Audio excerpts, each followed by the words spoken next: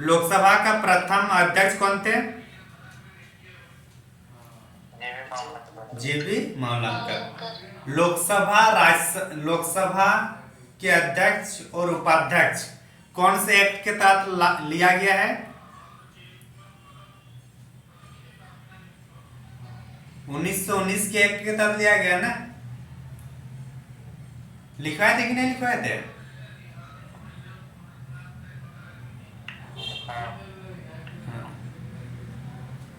कितने अखिल भारतीय सेवाएं हैं भारत में? कौन कौन से? आईएफएस में क्या है? इंडियन फॉरेन सर्विस या Indian forest service? Forest service, जंगल वाला। गुड। 7वीं अनुसूची में क्या है? 10वीं अनुसूची दल बदल। कौन से संविधान संशोधन?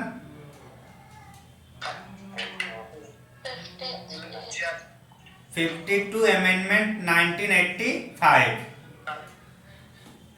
राज्यसभा के बारे में, राज्यसभा की सीटों के बारे में कौन सी अनुसूची में है? 4। 6ठी अनुसूची में कौन कौन से 4 राज्यों का उल्लेख है अनुसूचित जनजाति क्षेत्रों में? त्रिपुरा, मिजोरम और असम। सिक्किम कौन से संविधान संशोधन के तहत पूर्ण रूप से राज्य का दर्जा मिला गया, सिक्किम को दिया गया? 36। 1956 में राज्य पुनर्गठन आयोग के आधार पर मतलब राज्यों का गठन किया गया, तो इस समिति की अध्यक्षता कौन थे? अध्यक्षता कौन कर रहे थे? हाँ, फजल अली। गुड। संविधान संशोधन कहां से लिया गया? दक्षिण अफ्रीका। कौन से अनुच्छेद में है? 368। संसद कौन सा अनुच्छेद में है? मतलब कौन सा? हाँ, 79 से 122। कौन से भाग में है? 5 में। भाग 5 में। 17 अनुच्छेद 17 में क्या है? 18 में उपाधियों का 23 में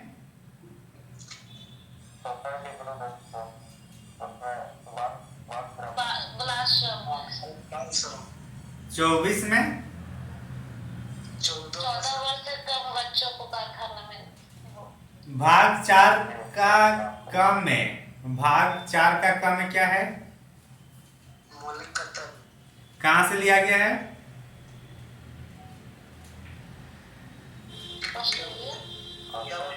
मौलिक कर्तव्य कहां से लिया गया है? रूस से। यूएसएसआर। गुड। मौलिक कर्तव्य में कौन कौन से संविधान संशोधन उसमें इन्वॉल्व है? 86, 42 और 86।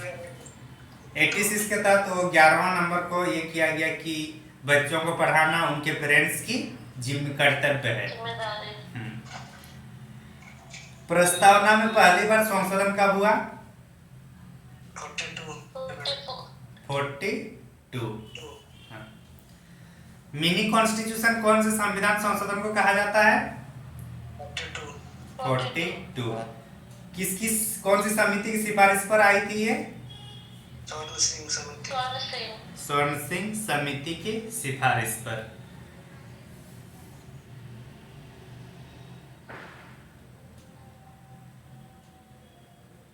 ठीक है, चलिए हम लोग आगे चलते हैं। क्लास क्या था लास्ट? प्रस्ताव सब हुआ था ना? प्रस्ताव सब ही हुआ था ना? हेडिंग लिखे आज विधेयक क्या है?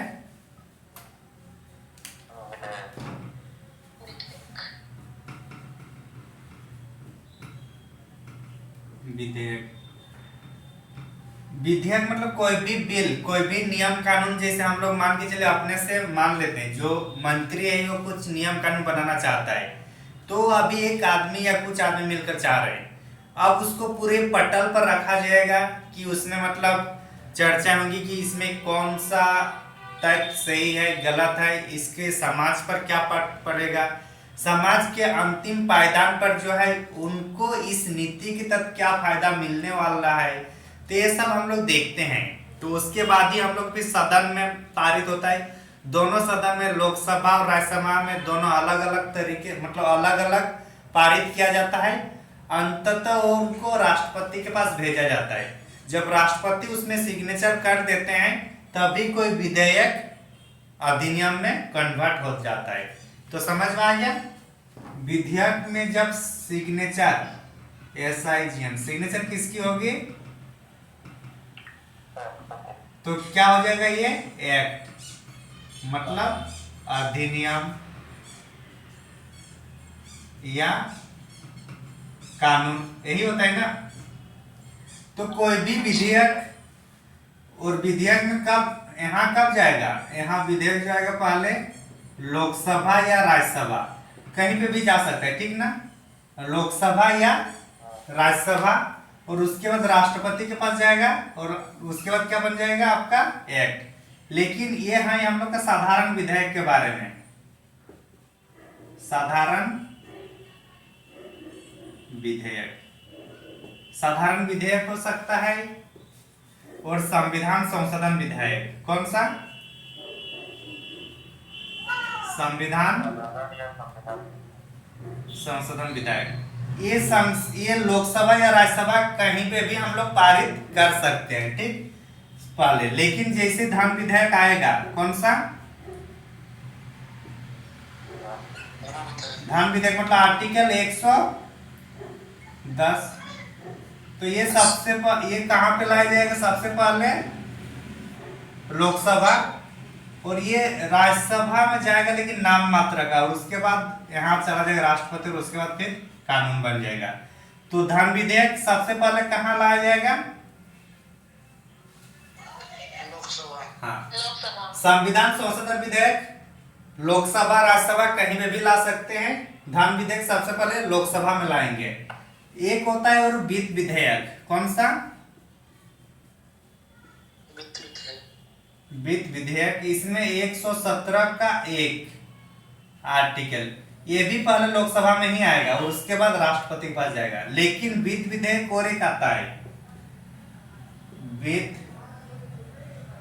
विधेयक 117 का 3, ये लोकसभा या राज्यसभा कहीं पे भी आते हैं और उसके बाद फिर राष्ट्रपति के पास जाता है। तो इतना जो हम लोग का विधेयक है, कौन कौन सा मेन विधेयक हुआ, 1 नंबर साधारण विधेयक, 2 संविधान संशोधन विधेयक, धन विधेयक, और 4 वित्त विधेयक। वित्त विधेयक भी 2 होता है, 117A और 117 का 3। एक धन विधेयक और वित्त विधेयक 117 का 1, दोनों का प्रावधान सेम है, लोकसभा के वहीं जाएगा, लोकसभा से ही सबसे पहले शुरू होगा, फिर राष्ट्रपति के पास जाएंगे।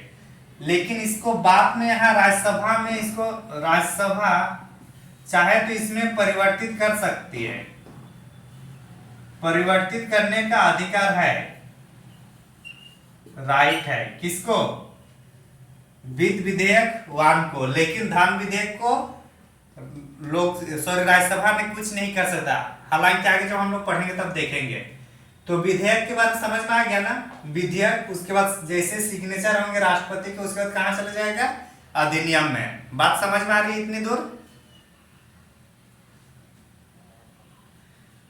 संसद, साधारण विधेयक, संशोधन विधेयक, दोनों लोकसभा या राज्यसभा में कहीं पे भी पारित कर सकते हैं, पहली बार। अच्छा, एक अगर लोकसभा में पारित हुआ तो उसके सेकंड टाइम कहां जाएगा, राज्यसभा, और अगर राज्यसभा में पहली बार पारित हुआ तो उसके बाद लोकसभा में जाना है, ठीक ना। मतलब दोनों सदन में बारी बारी से पारित होना जरूरी है। समझ में आ रही बात? घर में कुछ डिसीजन कोई लेना होता है तो अगर घर के 2 मेंबर जो बड़े बड़े मुखिया है, मतलब आप मान के चलिए छोटे हैं घर में, ठीक, घर में एक बोलने के लिए एक मुखिया होते हैं कि नहीं, कि भले उनके पास अभी इनकम का सोर्स नहीं है लेकिन उनकी बात सब कोई मानते हैं कि नहीं मानते हैं। इसमें आपके दादाजी भी हो सकते, पापा भी हो सकते, कोई भी हो सकते हैं, ठीक। और एक है जिससे पैसा आ रहा है, भैया हो सकते हैं, पापा हो सकते हैं, तो यहाँ दादा होंगे। तो आपको दोनों से सहमति लेना पड़ता है कि नहीं, कुछ डिसीजन लेना हो तो।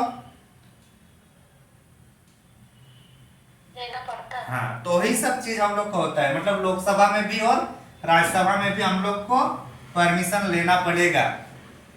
साधारण विधेयक के केस में और संविधान संशोधन के विधेयक केस में, और वित्त विधेयक 117 का 3। धान विधेयक में लोकसभा अगर बोल गया तो फिर और जरूरत नहीं है राज्यसभा को पूछने की। हालांकि पूछने के लिए वो चले जाते हैं 14 दिन के लिए।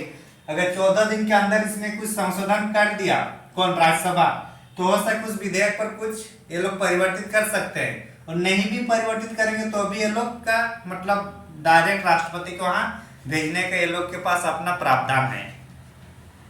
इतना पल समझ में आ गया ना। चारों विधेयक के बारे में आगे थोड़ा डीपली जाएंगे धन विधेयक में, इसलिए इतना तो पहले समझ लीजिए। चार साधारण विधेयक, संविधान संशोधन विधेयक 368 ही है ना, वित्त विधेयक और धन विधेयक।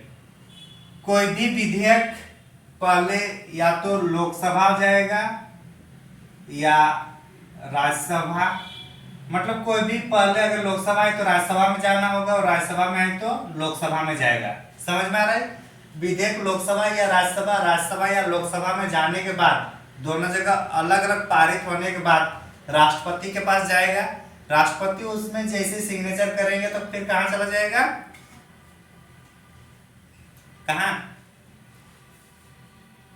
पारित हो जाएगा। हाँ, कानून बन जाएगा। तो साधारण विधेयक और संविधान संशोधन विधेयक, ये दो हुआ, और ये 3, मतलब वित्त विधेयक 117 का 3। ये चाहे तो लोकसभा में जा सकता है पहले या राज्यसभा में। लोकसभा में अगर पारित हो जाएगा तो फिर कहाँ जाएगा, राज्यसभा में जाएगा, और अगर पहले राज्यसभा में है तो उसका कहाँ, लोकसभा में जाएगा। और ये दोनों जाने के बाद कहाँ चला जाएगा, राष्ट्रपति के वहां। जैसे सिग्नेचर होगा कहाँ, फिर क्या होगा, कानून बन जाएगा। बनेगा कि नहीं, बनेगा। 117 का ए और 110 ये दोनों जा रहे हैं हम लोग का सबसे पहले लोकसभा में। कहाँ जाएगा, लोकसभा में। फिर कहाँ जाएंगे, राज्यसभा। और उसके बाद फिर राष्ट्रपति कहाँ जाएंगे। तो इसमें भी जो ये जा रहे हैं, नहीं कौन सा,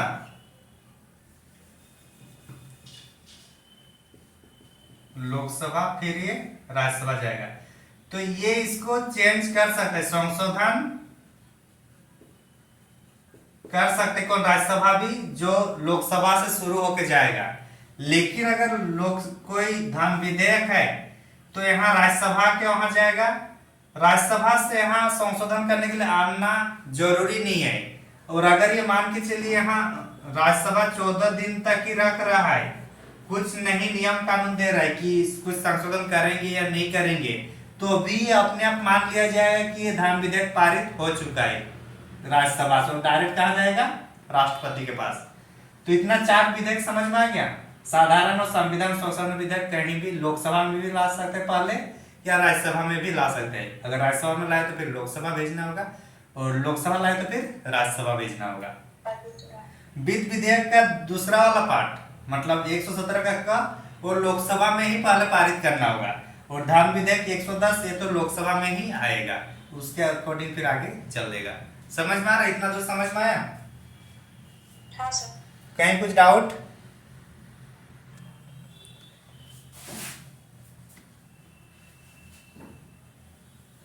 मान के चलिए कौन सा है, वित्त विधेयक कौन सा है, वित्त विधेयक। ये 117 का 1 भी हो सकता है और 3 भी हो सकता है। इसी में से उन्हीं वित्त विधेयक में से एक होगा हम लोग का धन विधेयक। आर्टिकल 110। तो मतलब सभी वित्त विधेयक क्या धन विधेयक हो सकता है? नहीं। लेकिन सभी धन विधेयक वित्त विधेयक हो सकता है कि नहीं? हाँ सर।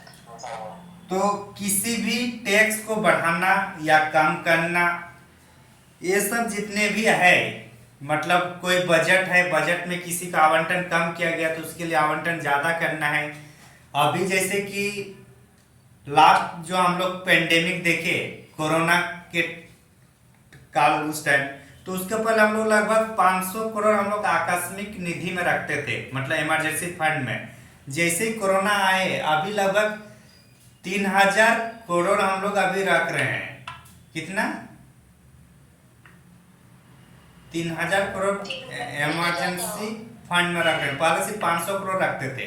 तो कहीं ना कहीं जब चेंज हो गया तो किसमें आएगा वो विधेयक? धन विधेयक में।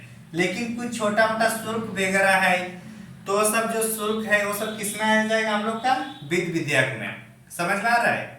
तो टैक्स बढ़ाना, घटाना, टैक्स को हटाना, ये सब किससे आएगा? धन विधेयक में। समझ में आ रहा है?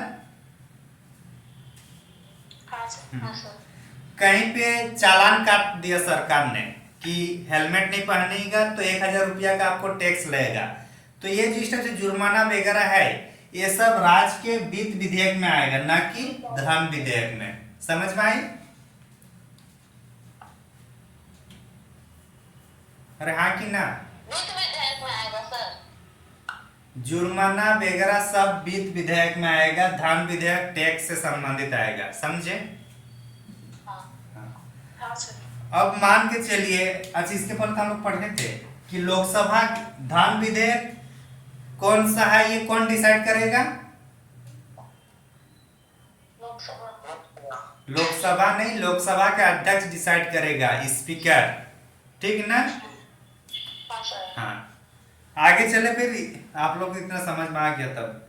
अच्छा, जो धन विधेयक है ये शुरू कहाँ से हो रहा है? लोकसभा से। और हम लोग को ये पता है कि जो भी नियम कानून बनता है लोकसभा और राज्यसभा दोनों से जाएगा तभी जाके राष्ट्रपति के पास जाता है कि नहीं? तो ये भी लोकसभा से फिर कहाँ जाएगा? राज्यसभा में जाएगा कि नहीं जाएगा? राज्यसभा में जाएगा। तो अगर राज्यसभा के सदस्य अगर चाहे कि हम लोग इसको कुछ चेंज करना चाहते हैं कि अगर 5000 करोड़ है तो उसको थोड़ा कम कर देंगे या ज्यादा करने की सिफारिश करेगा। किसको सिफारिश करेंगे? सभापति नहीं रे बाबा, लोकसभा को सिफारिश करेंगे कि इसमें टैक्स थोड़ा ज्यादा कीजिए या कम कीजिए। और मान के चलिए अगर सिफारिश किए तो लोकसभा के लिए जरूरी नहीं है कि उनके द्वारा जो सिफारिश दी गई है उसको माना जाए। समझ में आ रहा है? हाँ। और मान के चलिए उन्होंने कुछ सिफारिश नहीं दिया, ये अपने पास ही रखा हो इसको, बिल को, अगर 14 दिन तक जैसे इन्होंने अपने पास रख लिया तो लोकसभा मान लेगा कि चलो अपने आप यहाँ से लोग पारित कर दिए। कहाँ से?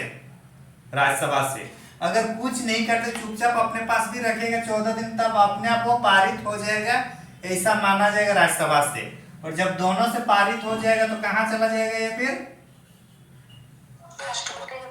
प्रेसिडेंट के पास। और चूंकि धन विधेयक राष्ट्रपति के पूर्व अनुमति से लाई जाती है तो कहीं ना कहीं ये फिर ये लोग इसको मतलब स्वीकार कर देते हैं। समझ में आ रहा है?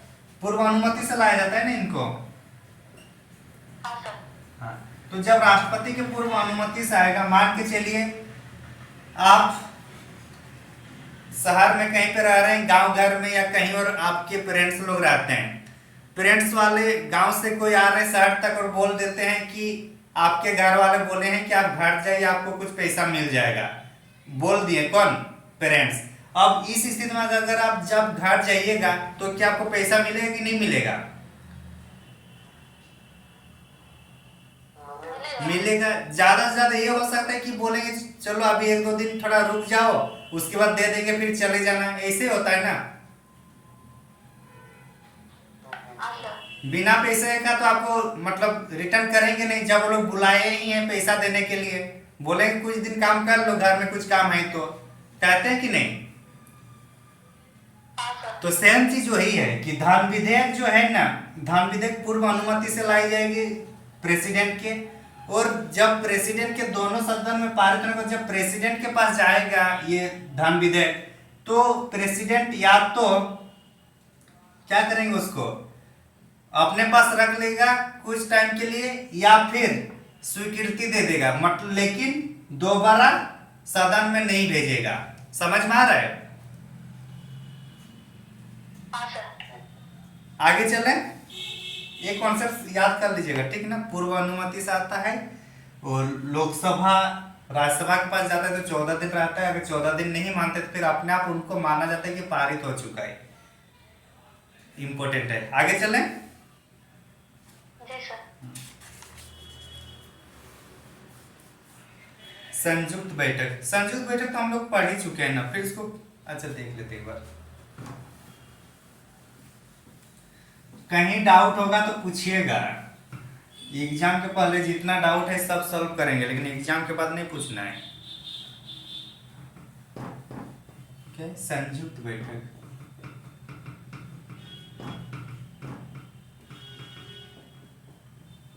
संयुक्त बैठक में क्या होगा, जहां पे लोकसभा और राज्यसभा दोनों एक साथ मीटिंग करेंगे, वही होगा ना। हाँ, हाँ सर। जी सर। तो इसका मतलब है कि पहले संयुक्त संयुक्त है तो इसके पहले कहीं ना कहीं पहले अकेले होते थे, तो क्या होता, पहले लोकसभा था, लोकसभा होता है, फिर राज्यसभा या राज्यसभा या लोकसभा, जहां पे भी पहले नियम कानून बिल बने। तो क्या होता है, अगर ये बिल ला रहा है तो उसके बाद कहाँ जाएगा, राज्यसभा जाएगा, और फिर कहाँ चला जाएगा, फिर कहाँ जाएगा, प्रेसिडेंट के पास। ऐसे ही होता है ना। जी सर। अब मान के चलिए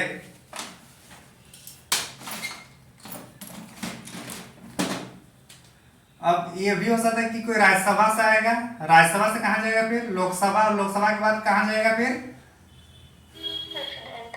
अब मान के चलिए कि इन्होंने कुछ बिल लाया, राज्यसभा ने कुछ ये बिल लाया, ठीक। ये बिल को यहाँ लोग पारित नहीं होने दिया। कहाँ पे पारित नहीं होने दिया, लोकसभा में। लोकसभा में। तो अगर ये पारित नहीं होने देगा तो फिर ये आगे नहीं बढ़ पाएगा, नहीं बढ़ पाएगा ना। नहीं सर। मान के चलिए लोकसभा ने एक बिल लाया, कौन सा, बी। अब राज्यसभा में उसको पारित नहीं होने दे रहे हैं। कहां पे नहीं होने दे रहे हैं, गांव घर का मुखिया कौन है, जो आपका पैसा कमा रहा है, वही है ना मुखिया, प्रधान वही है। अगर उनकी बात नहीं रखी जाती, बात नहीं मानी जाती, तो मुंह फुलाते हैं कि नहीं फुलाते हैं, ईगो हर्ट होता है कि नहीं होता है उनका, होता है। तो कहीं ना कहीं उसका देखने को भी मिलता है। तो देश को चला रहा है कौन, लोकसभा चला रहा है ना। प्रधानमंत्री कहां से आएगा, लोकसभा से आएगा, जनरली लोकसभा से ही आता है ना। मान के चलिए मोदी ने कुछ बिल ला रहे हैं, किसान बिल की, खेती संबंधित, कृषि संबंधित, जो भी हो, ठीक। अब वो बिल लाए और राज्यसभा में उसको पारित होने नहीं दे रहा है। कहां पे पारित नहीं होता होने दे रहा है, राज्यसभा में। तो अब क्या करेगा, इनको वो बिल पारित कराना ही है, और यहाँ पे राज्यसभा में उसको पारित होने नहीं दे रहा है। ये 6 माह तक रख लिया। कितने माह तक, कितने, 6 माह तक। मतलब साधारण विधेयक है इसलिए 6 महीना। अगर धान विधेयक होता तो कितना दिन रहता है, 14 दिन ही रहता ना। जी सर। हाँ, तो अब ऐसी स्थिति में मान के चलिए 6 महीना रह लिया, और इनको जरूरी था, और चूंकि ये देश को चला रहा है तो इसका भी अपना ईगो है कि अगर मैं बिल ला रहा हूं तो क्यों नहीं पारित होगा। लगेगा कि नहीं लगेगा, जाहिर सी बात है, लगना भी चाहिए, लगेगा कि नहीं। जी सर। तो संविधान में प्रावधान है कि अगर कोई सदन बिल लाता है और दूसरे सदन उसको पारित नहीं करता है, ना ही उसमें कुछ सिफारिश करता है कि ये सब थोड़ा संशोधन करो, और ऐसे वो 6 महीने तक रख लेते हैं अपने पास, तो सदन की या फिर राष्ट्रपति का ये अधिकार है कि दोनों को संयुक्त बैठक किया जाए, लोकसभा और राज्यसभा। किसको? लोकसभा और लोकसभा और राज्यसभा। हाँ, और इसमें गणपूर्ति कितना है? 1/10 मेंबर, उतना ही है ना? जी सर। इसमें भी 1/10 ही मेंबर है, ठीक। अब दोनों आएंगे तो ये वाला समीकरण बनेगा, बनेगा कि नहीं बनेगा जी? बनेगा सर। बनेगा। तो अब इसमें भी 1/10 ही होना चाहिए। इसमें भी कोरम कितना पूरा होना चाहिए? 1/10, मतलब दोनों का मिलाकर मान के चले अभी 543 है और इधर हम लोग का 245, यही है ना? अरे यही है ना जी? जी सर। 8 8 7 टोटल इतना सीट हो रहा है। एमपी इतना हो रहा है ना? अरे हाँ कि ना? जी। हाँ सर। बहुमत का होता है 50% से प्लस में होगा, तो इसका 50% कितना हो रहा है? 2 से डिवाइड कर दीजिए, 3 9 4, लगभग 400 में हो रहा है। जी सर। अब देखिए लोग कितना चाहिए इसको पारित करने के लिए? 400। अगर 543 में अगर मान के चलिए नहीं भी तो कम से कम 300 के आसपास तो इसका अपना रहेगा कि नहीं रहेगा? जो जिसका लोकसभा जिसका पीएम होंगे तभी तो पीएम बनेगा ना। अपने पास बहुमत रहेगा तभी रहेगा बनेगा ना पीएम। जी सर। इसका 50% करेंगे तभी ना पीएम होगा। तो मान के चलिए उतना आ रहा है, तो उसके बाद कितना बाकी बच रहा है? 94 के आसपास। और राज्यसभा से चुनाव कौन कराता है? जो एमएलए लोग होते हैं। अगर सेंट्रल में उतना है तो कहीं ना कहीं विधान मंडल में भी उस सीट क्या होगा? अगर सेंट्रल में भाजपा की सरकार है तो बहुत सारे राज्यों में भी तो भाजपा की सरकार है कि नहीं? जी सर। और भाजपा की सरकार अगर राज्य में है तो राज्य से कौन सा चुनाव आता है? राज्यसभा आएगा। तो ऐसे अगर इसको सिर्फ 94 चाहिए तो ऐसे स्थिति में क्या होगा? लोकसभा को बढ़त मिलता है कि नहीं संयुक्त बैठक में? हाँ, तो इसलिए संयुक्त बैठक अगर कभी भी होगा तो ये मान के चलिए जिसकी सरकार है सेंट्रल गवर्नमेंट में उनका जीत निश्चित है। उस बिल को पारित आराम से वो करा पाएंगे। समझ में आ रही बात? हाँ सर।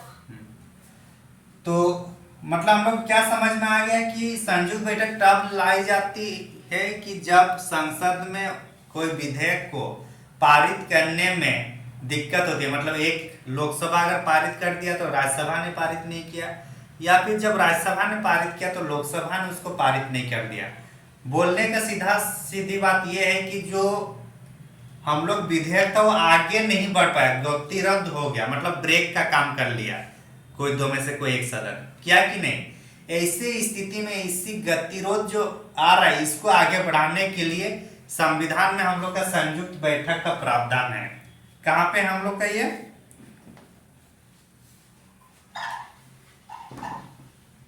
आर्टिकल 108। कौन सा आर्टिकल? याद रख लीजिएगा, संयुक्त बैठक 108 में है। किसमें है? 108। हाँ, इतना समझ में आ गया? विकास कुछ पूछ रहे हैं क्या? विकास, अरे हाथ उठाए हैं, जी सर। कुछ पूछ रहे हैं क्या? आगे। नहीं सर आगे। अच्छा, समझ में आ गया ना? संयुक्त बैठक 108 में कौन बुलाता है? आप लोग को पता है कौन बुलाता है? राष्ट्रपति। अध्यक्षता कौन करते हैं? सभापति। सभापति नहीं, लोकसभा के अध्यक्ष जिसको स्पीकर बोलते हैं। सभापति बोलेगा तो सीधा कहाँ चला जाएगा? राज्यसभा में। तो स्पीकर बोलेंगे ना सर। हाँ हाँ, तो संयुक्त बैठक बुलाना कौन बुलाती है? मगर या बुलाते हैं मगर जाने को नहीं। कौन बुलाते हैं? राष्ट्रपति। अध्यक्षता कौन करते हैं? लोकसभा अध्यक्ष। लोकसभा के स्पीकर। नियम प्रक्रिया किसके आधार पर चलेगा? लोकसभा, इतना ही इंपॉर्टेंट है। आर्टिकल कौन सा है? 108। अभी तक 3 बार हो चुका है। संयुक्त बैठक कितने बार हो चुका है? 3 बार। हाँ, 3 बार राष्ट्रीय आपातकाल हुआ है, 3 बार संयुक्त बैठक हुआ है। 1960 में दहेज प्रथा संबंधित है कब?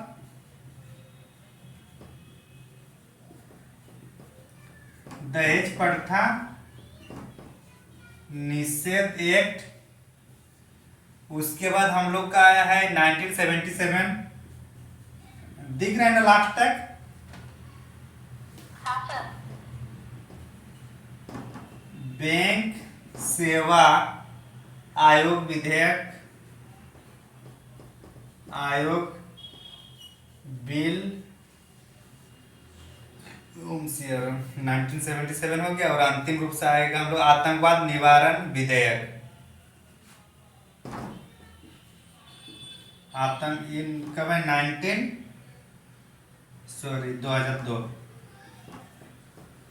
2002 आतंकवाद निवारण बिल। तीनों इंपॉर्टेंट है, लिख लीजिए। समझ में आ गया?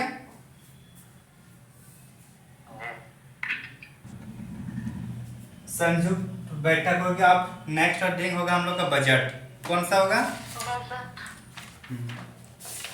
इसका नाम बजट नहीं, संविधान में वार्षिक वित्तीय विवरण है।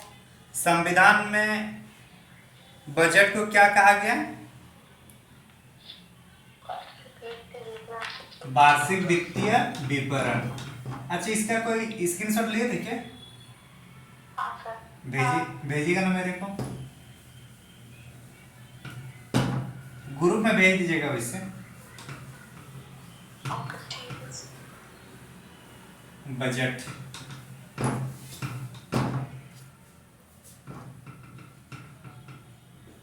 आम भाषा में क्या बोलते हैं हम लोग?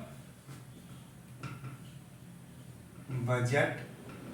और संविधान में क्या लिखा हुआ है? संविधान के आर्टिकल में 112 में क्या है? वार्षिक वित्तीय विवरण। वार्षिक वित्तीय विवरण नहीं है ना संविधान का आर्टिकल 112 में। बजट या ये जो है, कौन से मंत्री इसको लाएंगे? वित्त मंत्री। और वित्त मंत्री तो लाएंगे, लेकिन कौन से डिपार्टमेंट में आता है? फाइनेंस मिनिस्ट्री के अंतर्गत कौन सा डिपार्टमेंट में आता है ये बजट? देखिए तो एक बार। वित्तीय मंत्रालय। वित्तीय मंत्रालय। अरे वित्तीय मंत्रालय के अंतर्गत कौन सा विभाग में, ये पूछ रहा हूँ।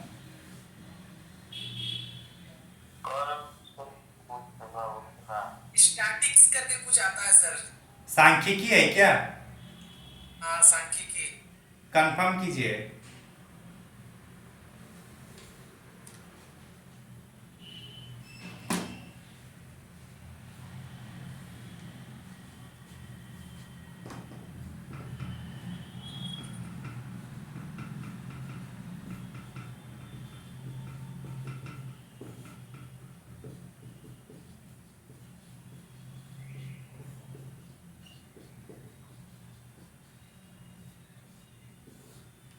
क्या जी मिला कि नहीं?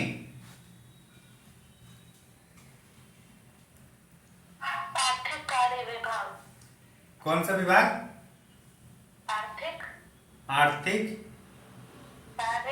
कार्य विभाग। हाँ। तो बजट हम लोग कौन से विभाग में आ रहा है?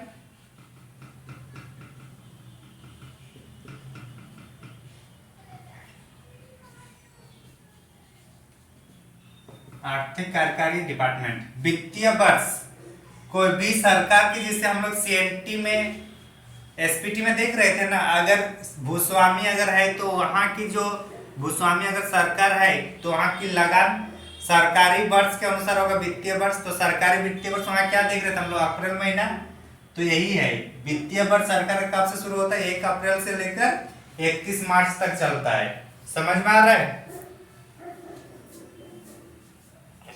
हाँ।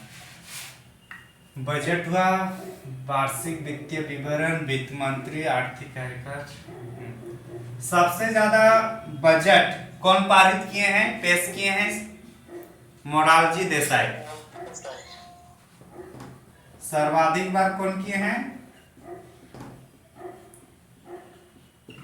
मोरारजी देसाई।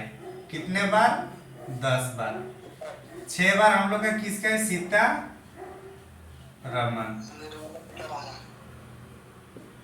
निर्मला सीतारमन का 6 बार है। आम बजट और रेल बजट 1921 में एकवर्ट कमीशन का गठन हुआ था, जिसके परिणाम स्वरूप 1924 से रेल बजट और आम बजट अलग अलग हुआ था। पढ़ाए थे हम आप लोग को इसमें, इंडियन हिस्ट्री में, याद आए? और 2016 में विवेक देवराय समिति की सिफारिश पर फिर से एक ही जगह किया गया, और 2017 में पहली बार मतलब दोबारा एक साथ बजट पारित किया गया। यही था ना कहानी? हाँ, तो बजट हम लोग का हो गया, एकवर्ट कमीशन वगैरह। हाँ, कब अलग हुआ था दोनों? 1921 में एकवर्ट कमीशन बना, और उसके सिफारिश पर 1924 में अलग हुआ।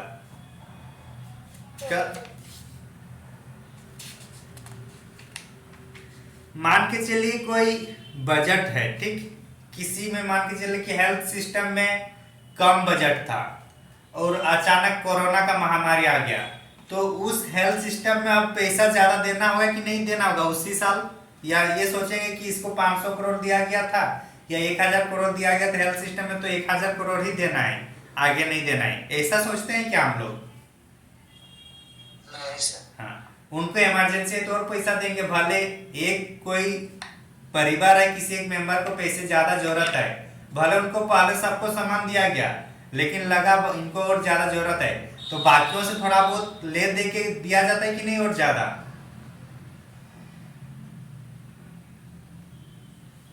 क्या जी, नहीं दिया जाता है? हाँ। तो इस टाइप से जब होगा उसको अनुपूरक बजट कहेंगे। क्या कहेंगे उसको?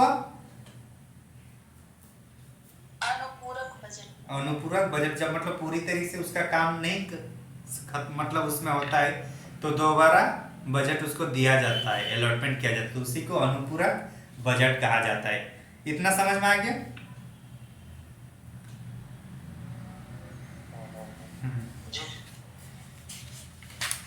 तो इतना वगैरह जो बजट ये सब है, तो कहीं ना कहीं पैसा सरकार रखते हैं तभी तो बजट अलॉट करेंगे, है कि नहीं?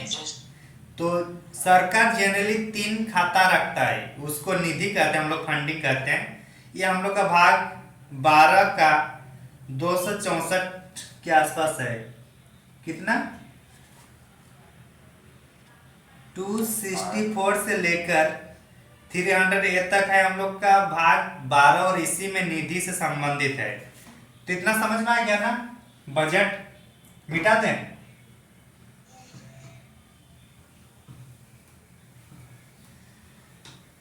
नेक्स्ट हेडिंग लिखिए, निधि। जो मतलब बजट वगैरह या कहीं सरकार जहां जहां पे मतलब फंडिंग करे, तो उसके लिए कहीं ना कहीं तो हम लोग का फंड जमा हो रहा है कि नहीं हो रहा है?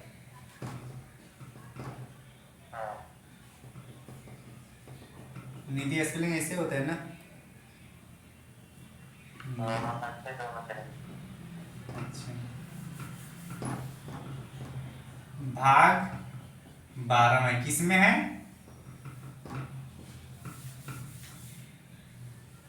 12। पहला है हम लोग का 366। नहीं, भारत की संचित निधि क्या है? भारत की संचित निधि। फिर भारत की लोकलेखा, भारत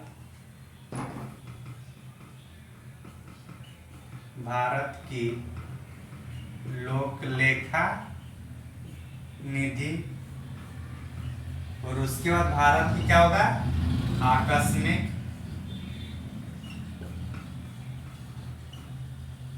निधि। तो 3 भाग में हम लोग ये करते हैं, 3 है। आर्टिकल 366, आर्टिकल 366 सॉरी 266, 266 और 267। तो आर्टिकल याद रहेगा ना, 266, 266 दो मतलब संचित निधि और लोकलेखा निधि, ये दोनों 266 में है, और 267 में हम लोग का आकस्मिक निधि। यहां तक समझ में आया? हाँ सर। हम लोग जितना भी टैक्स देते हैं, चाहे इनडायरेक्ट टैक्स हो या जो भी है, टैक्स जुर्माना वगैरह जो देता है, वो कहाँ चला जाता है? टैक्स से संबंधित जितना भी हम लोग आता है कहाँ पे आएगा? ऋण अगर दिया गया है तो ऋण वसूली, ये सब जितना भी पैसा है किस में चला जाता है हम लोग का? भारत की संचित निधि में। कहाँ पे जा रहा है? दूसरा इसमें क्या बोलते हैं उसको, प्रोविडेंट फंड में क्या बोलते हैं? पीएफ। तो पीएफ वगैरह जितना भी आता है वो हम लोग का किस में आता है? भारत की लोकलेखा निधि में जमा हो जाता है। पीएफ में जितना आप लोग का कटेगा जो भी सर्विसों में बाद, वो किस खाता में जाएगा? भारत की लोकलेखा में। अभी हम लोग डायरेक्ट इनडायरेक्ट जो भी टैक्स दे रहे हैं किस में जा रहे हैं? भारत की संचित निधि में। आकस्मिक निधि में इन्हीं में से समय समय पर संसद किस में भेजेगा पैसा को? हाँ, और इसका जो ऑनर है मतलब इसका मालिक जो संरक्षक है कौन है? मतलब किसके नाम पर रहता है ये? राष्ट्रपति के नाम पर रहता है। और इनको कौन, इसके देखरेख में कोई सचिव रहता है क्या राष्ट्रपति के?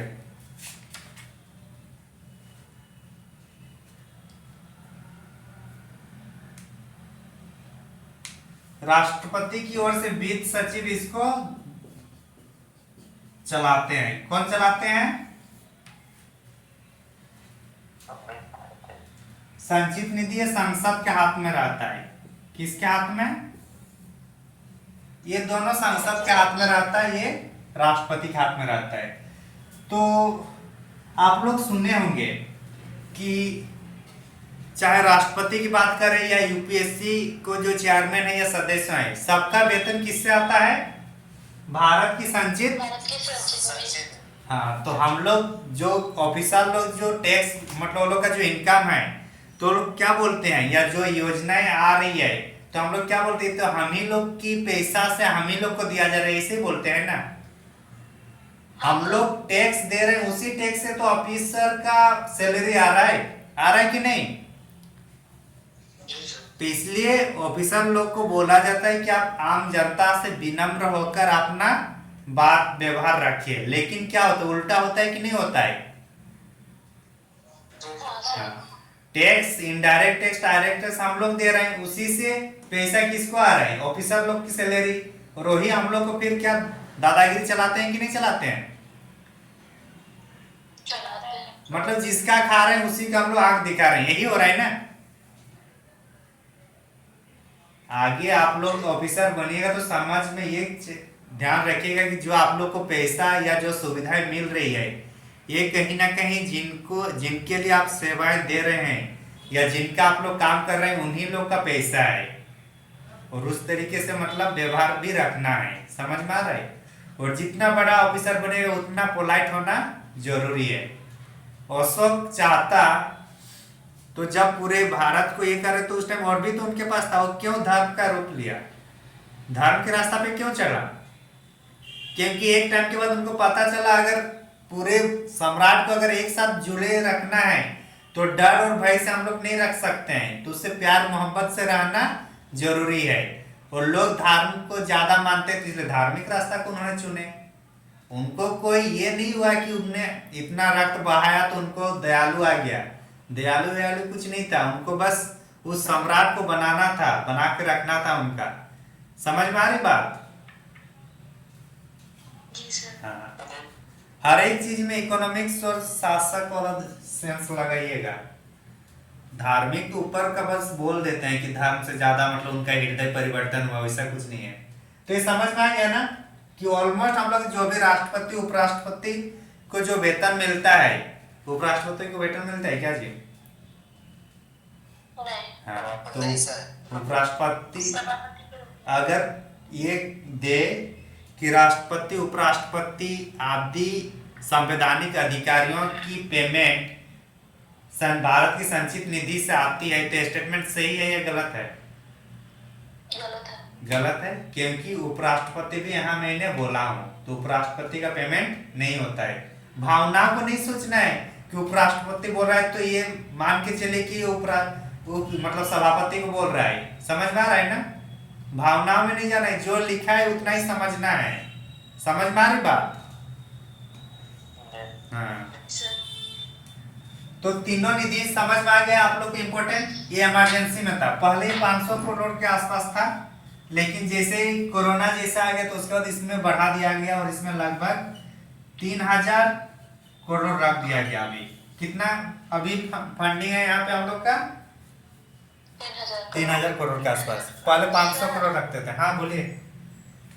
ये जो भारत की लोक लेखा निधि है, जैसे वो तो क्या बोलते हैं, आकस्मिक निधि राष्ट्रपति में रहता है उसमें, हाँ, और संचित निधि में संसद, तो लोक लेखा निधि में कौन?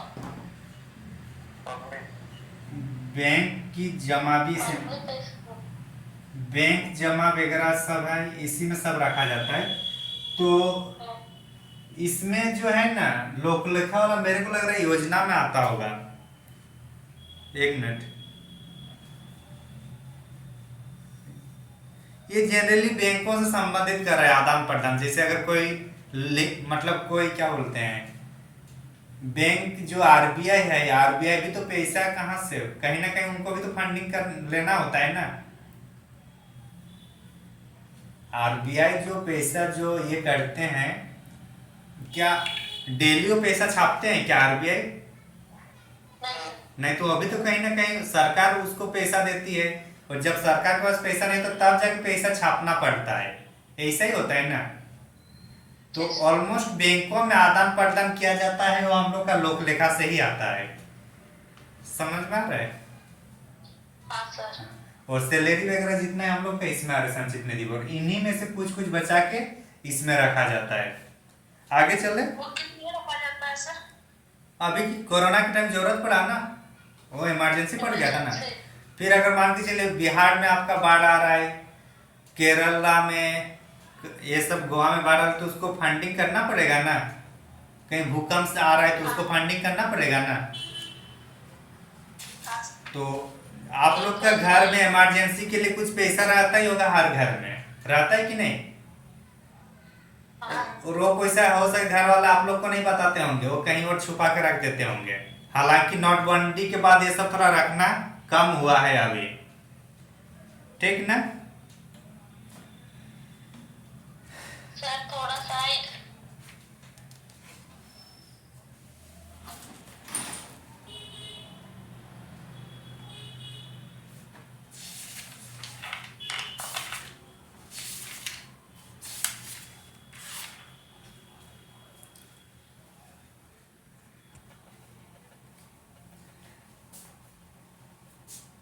संसद में कौन कौन होते हैं? लोकसभा, राज्यसभा और राष्ट्रपति। हाँ, ये याद रख लीजिएगा, 3 होते हैं। और विधानमंडल में? उसमें भी 3 है।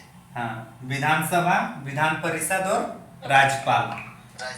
लेकिन झारखंड में 2 ही होगा, विधानमंडल और राज्यपाल, क्योंकि हमारे यहाँ विधान परिषद नहीं है। ठीक, हाँ, क्योंकि हम लोग एक सदनीय में हैं।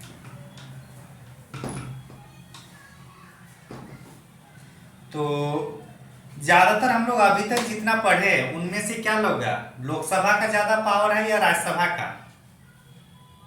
लोकसभा। लोकसभा। लोकसभा का। किस किस में दोनों का पावर समान है, थोड़ा बताइए तो।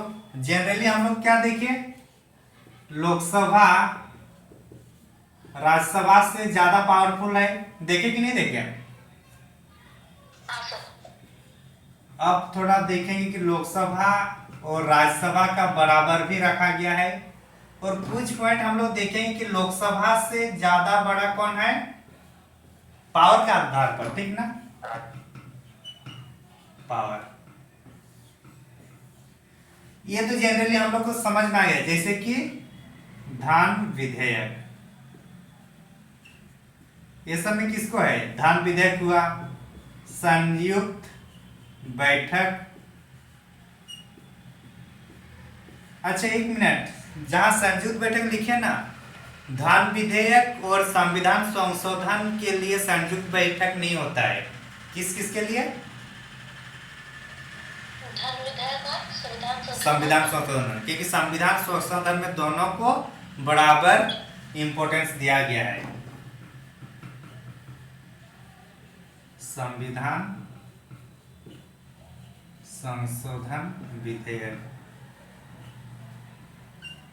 दोनों को बराबर दिया गया है। राज्यसभा बड़े है लोकसभा से, तो आपको एक आर्टिकल मैंने बताया था, हम लोग पढ़े थे, आर्टिकल 312। 312 के तहत क्या होता है कि अखिल भारतीय सेवाएं सृजन कौन कर सकता है? राज्यसभा। राज्यसभा ना।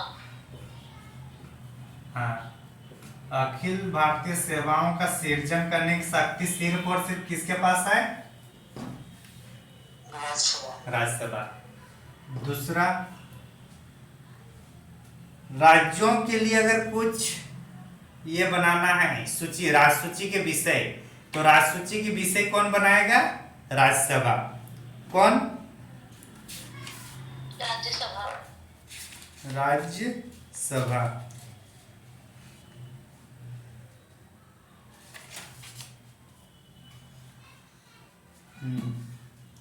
राजसूची अनुच्छेद कौन सा होगा?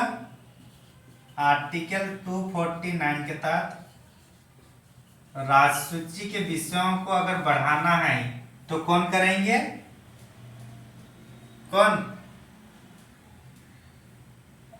राज्यसभा। तीसरा, उपराष्ट्रपति को अगर हटाना है तो कहां से शुरू होगा? राज्यसभा से। राज्यसभा से। हाँ, उपराष्ट्रपति को हटाने के संबंध भी कहां से शुरू होगा? राज्यसभा से। तो 3 पॉइंट हम लोग को एक्स्ट्रा मिल रहे हैं जो राज्यसभा के पास, लोकसभा के पास नहीं है। अखिल भारतीय सेवाएं सृजन करना, राजसूची के विषय को सृजन करना, अनुच्छेद 249, और उपराष्ट्रपति को हटाना, ये सिर्फ और सिर्फ राज्यसभा के पास है। लोकसभा और राज्यसभा बराबर होता है किसमें? संविधान संशोधन विधेयक में, ठीक। धान विधेयक और संयुक्त बैठक में किसको पावरफुल रहता है? लोकसभा। तो तीनों समझ में आ गया? हाँ सर। हाँ, और एक आर्टिकल लिख लीजिए, ये तीनों इतना ही है, ठीक ना। एक आर्टिकल लिख लीजिए 105। कौन सा है आर्टिकल? 105। हाँ। क्या है सर इसमें? इसमें है संसदों का विशेषाधिकार। क्या है? संसदीय संसदीय विशेषाधिकार।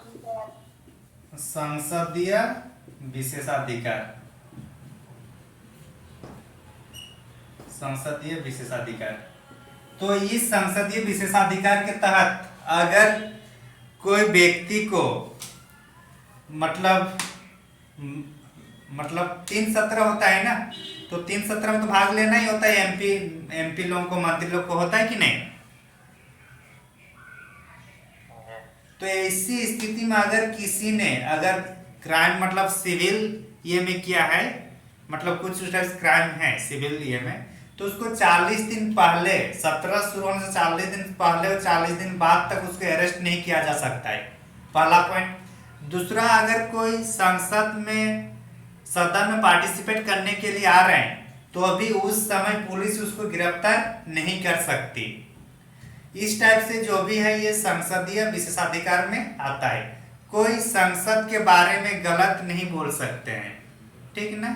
ये सब संसदीय विशेषाधिकार में है। संसदीय विशेषाधिकार में ये भी है कि संसद जो वहां पे है वो लोग अपने विचार को रख सकते हैं, कहाँ पे, सदन में। लेकिन यहाँ विरोधाभास ये हो रहा है कि अगर अपने भाव को रख पा रहे, जैसे कि लोबिन हेम्ब्रम, वो अपने विचार को रखे कि नहीं, जेएमएम के पार्टी के विरोध भी रखे कि नहीं रखे, खतियान के आधार पर या जो भी स्थानीय नीति के आधार पर, ये उसका संसदीय विशेषाधिकार क्षेत्र में आता है 105 में। लेकिन दल बदल कानून के एक्ट के तहत उसको फिर हटाया जा सकता है कि नहीं हटाया जा सकता है। तो इसलिए कभी कभी एक दूसरे के विरोधाभास भी चलता है। समझ में आ रही बात? अरे हाँ कि ना। संसद की अवमानना, अगर कोई संसद की कानून नियम को नहीं मानेंगे तो उसमें भी अवमानना होता है। तो ये सब हम लोग का संसदीय विशेषाधिकार में आता है और ये है हम लोग का अनुच्छेद 105। समझ में आ रहा है? सबसे ज्यादा लोकसभा का सीट कहाँ पे होंगे? यूपी में होंगे, जाहिर सी बात है। होगा कि नहीं होगा? राज्यसभा का भी सीट सबसे ज्यादा यूपी में ही है। तो इस तरीके से आज हम लोग पार्लियामेंट जो टॉपिक था वो कम्प्लीटली 3 लेक्चर या 3 क्लास के माध्यम से कंप्लीट किए, जो परीक्षा के दृष्टिकोण से इम्पोर्टेंट था।